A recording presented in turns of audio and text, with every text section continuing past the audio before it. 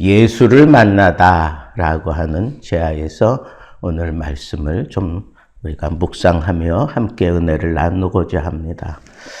모든 인생에 굉장한 전환점이 있을 수 있습니다.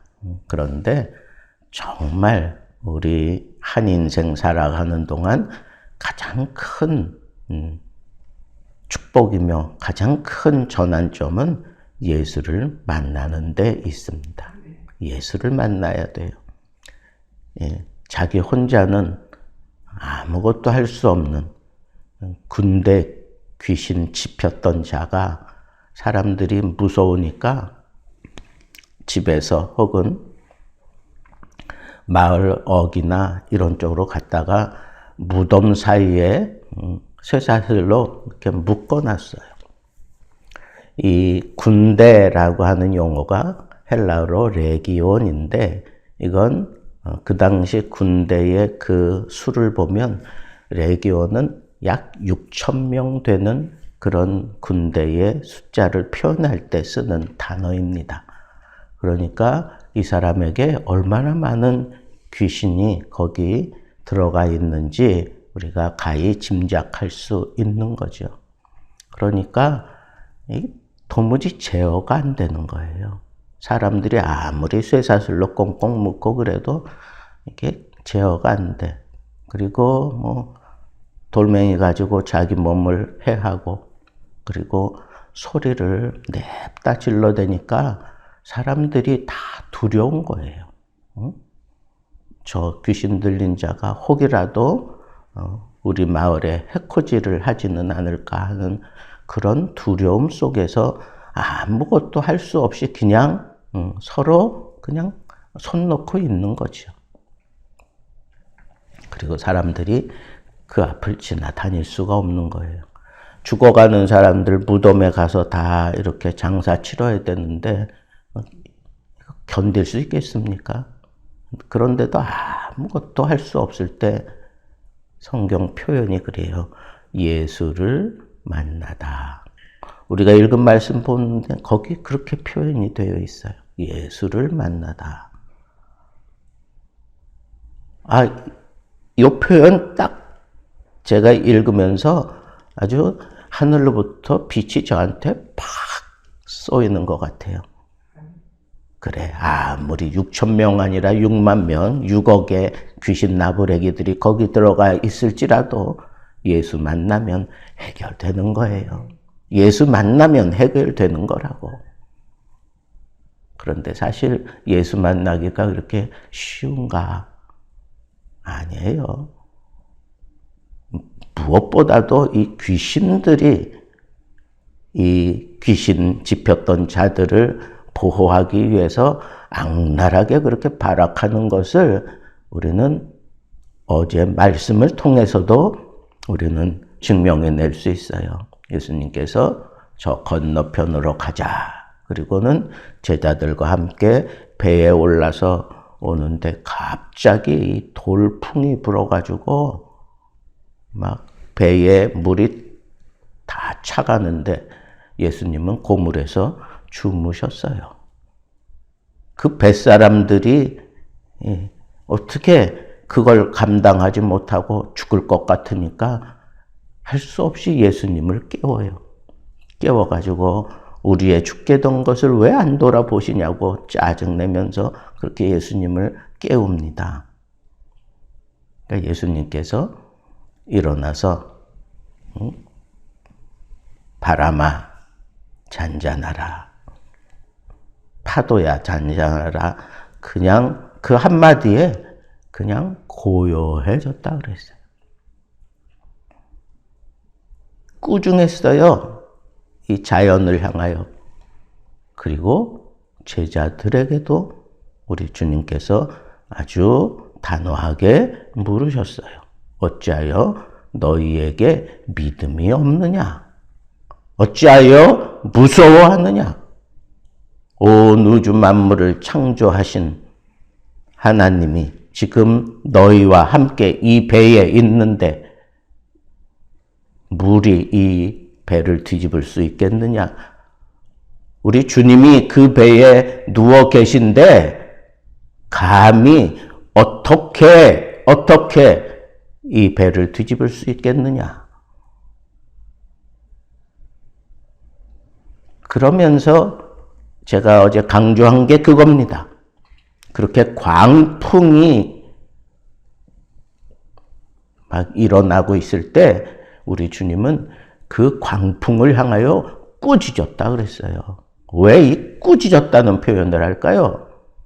이 꾸짖었다 하는 표현이 베드로의 장모를 그 열병에서 고쳐주실 때 사용한 꾸짖어 쫓으셨을 때 사용한 그 단어와 똑같이 사용된 것을 학자들이 끄집어내고는 이 광풍의 배후에는 이 사탄이 지금 역사하며 조종하고 있구나.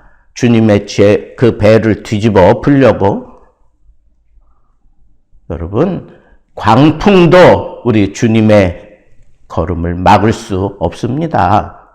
복음의 행전을 어떻게 막아요? 막을 수 없어요. 6,000명의 귀신들이 집힌 그 사람도 절대로 막을 수 없고, 이 세상에 광풍이 일어난다고 해도 이 복음의 행전은 막지 마라.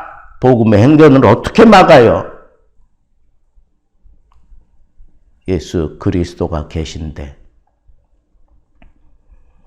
아무리 광풍이 몰아치는 세상 속에 우리가 던져진 것 같아도 그 배에 예수가 계시면 우리는 그대로 안전한 거예요.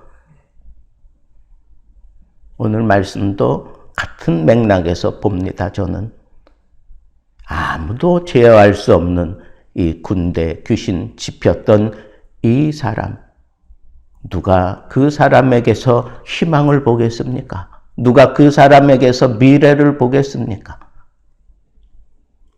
그런데 놀라운 것은 귀신들이 예수를 먼저 알아봅니다.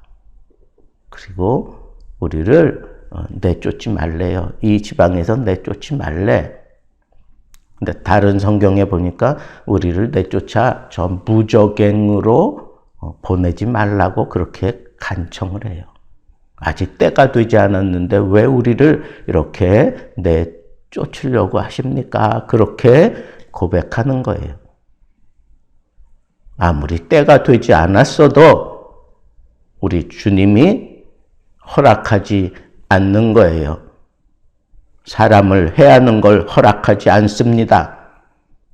그리고 우리 주님께서 이미 그 귀신 집힌 사람을 향하여 그 거라사 땅에 도착했을 때 막 소리 지르고 난리 폈겠죠? 우리 주님은 이미 속으로 그 귀신을 향하여 그 사람에게서 나오라고 명하셨어요. 그런데 그 미완료형으로 되어 있는 거 보면 이 귀신들도 버팅기는 거예요. 안 나오는 거예요. 그러니까 우리 주님이 계속해서 그 명령을 하신 거예요. 나오라고. 그래서 결국은 예수님께 간구해서 귀신이 아주 그냥 간구해서 옆에 그 비탈에서 먹이를 먹고 있는 돼지 떼에게로 들어가게 해달라고. 그래서 우리 주님이 허락하셔요.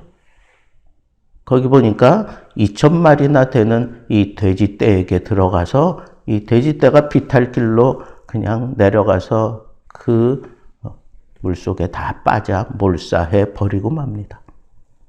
여기서 우리가 생각해야 될 것은 한 생명이 세상보다 귀하다라고 말씀하신 그 성경의 그 말씀이 정말 여기서 실현되는구나 하는 것을 느낄 수가 있어요. 돼지떼 2,000마리의 가격은 엄청납니다. 얼마나 경제적인 손실을 입었다라고 생각했으면 이와 같은 놀라운 일을 행하시는 예수님을 보고 이 지방에서 떠나달라고 그렇게 아주 간청을 해요. 사람들이 몰려와서. 또 무슨 일이 어떻게 일어날지 모르니까 보는 것은 좋은 일인데 정말 다 좋은 일인데 우리에게 이 경제적인 손실이 있는 거 우리는 감당하지 못하겠습니다. 그러니 떠나달라고 그렇게 요청을 해요. 참 인간이 이 재물에 얼마나 연약한 모습인가 하는 것을 우리가 생각하고, 또 하나 무엇보다도 정말 한 생명이 얼마나 귀한가라고 하는 것을 우리에게 보여주는 말씀입니다. 저는 목사인데 내가 하나님 앞에 섰을 때 너 복음을 어떻게 전하다 왔니? 몇 명이나 너 예수 그리스도의 제자들을 양육하다 왔니? 라고 물어볼 때 저는 숫자를 이렇게 자랑스럽게 내려놓을 만한 그런 자신은 없어요. 그런데요, 우리 주님은 숫자를 보지 않아요. 한 생명을 소중하게 보고, 한 생명을 귀하게 보고 사역을 했느냐, 그걸 보는 거예요. 5달란트 받았다고 관심 갖고 2달란트 받았다고 관심 갖는 게 아니에요.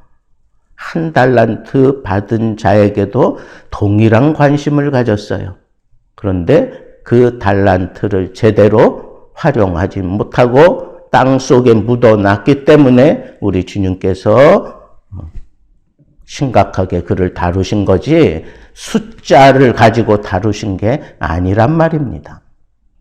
여러분, 우리가 예수를 전할 때, 예수 그리스도를 소개할 때, 예수 그리스도를 만나기만 하면 우리의 삶이 달라진다고 확신 있게 증거할 수 있는 사람은 어떤 사람인가? 내가 어떤 공적을 가지고 나에게 어떤 능력이 있고 이런 게 아니에요. 정말 한 사람을 소중하게 생각하는 그 마음이 있냐 없냐, 그걸 보는 거예요. 보세요. 이 한 사람이, 세상 사람들은 돼지떼 2,000마리의 가격, 그것 때문에 그냥 마음이 막 싱숭생숭하고 괴롭고 혹은 두려워하기까지 했지만, 이 군대 귀신 짚었던 자가 예수님이 떠날 때 찾아옵니다. 그래서 자기도 데리고 가달라고 요청을 해요. 그때 예수님께서 거절하십니다. 내 가족에게로 가라. 내 가족에게로 가라. 그랬더니 받아들여요. 그리고 어떻게 했어요? 내가 귀신 들렸던 사람이다. 그러나 예수를 만나고 내가 이렇게 달라졌노라고. 예수께서 나를 고쳐주셨노라고.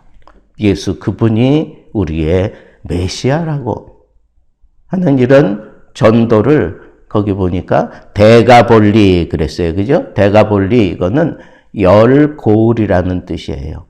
그러니까 열 고울을 두루 다니면서 예수 전했습니다. 한 사람만 제대로 쓰면 열 고울을 커버하는 그런 전도자가 일어나는 법입니다. 열 고울 그러면 잘 이렇게 안 그려지죠?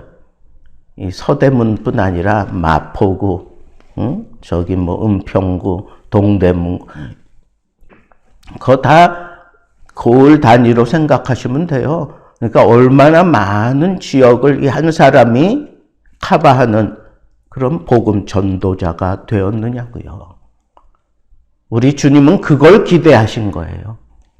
우리 주님은 바로 그 사람이 예수를 따라다니면서 예수 복음을 증거하지 않아도 돼. 왜? 예수님이 하시니까. 예수님이 복음을 전하고 있는데 그냥 소외된, 예수 복음이 잘 들어가지 않는 그런 이방 지역까지, 이 대가볼리 안에는 10고을 가운데 유대 지역이 아닌 이방 지역들도 여기 다수 있어요. 그러니까 그 지역에도 바로 이 사람이 가서 복음을 증거하는 그런 놀라운 쾌거를 이루게 됩니다. 저는 오늘 말씀을 통해서 여러분들에게 일목요연하게 증거하면서 가치 있는 한 사람을 우리가 마음에 품자는 거예요. 가치 있는 한 사람, 내가 가치 있는 한 사람이 되어야 되는 거고, 내가 복음을 전해야 되는 그 사람이 가치 있는 한 사람인 것을 우리가 마음에 품고 전하는 거예요. 그 군대 귀신 짚혀가지고 집에 머무를 수도 없어 무덤 사이에 갔다가 방치해둔 그 사람에게서 무슨 존중이 있고 무슨 기대를 할 수 있었어요? 아무것도 없었어요. 그러나 예수를 만나니까 가치 있는 인생을 살잖아요. 그 사람이 지금 돈이 많고, 그 사람이 학식이 많고, 그 사람이 주위에 여러 가지 많은 것을 가지고 있어서 가치 있는 건, 그건 세상적인 가치 기준이고, 우리는 예수 그리스도를 만나면 가치 있는 삶을 산다고 하는 이 믿음을 가지고 예수를 만나게 하는 거예요. 예수를 만나면 되는 거예요.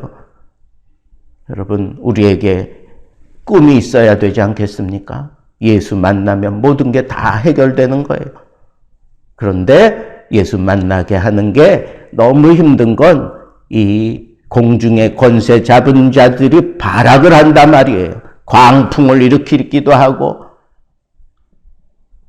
여러분, 이런 세상을 우리가 영적으로 분명하게 분별하고 내가 예수 그리스도를 만난 이 감격과 이 기쁨과 이 사명을 가지고 다른 것으로는 이 세상에 소망이 되지 않는다 하는 이 생각을 가지고 예수의 이름은 세상의 소망이라고 그러지 않았습니까?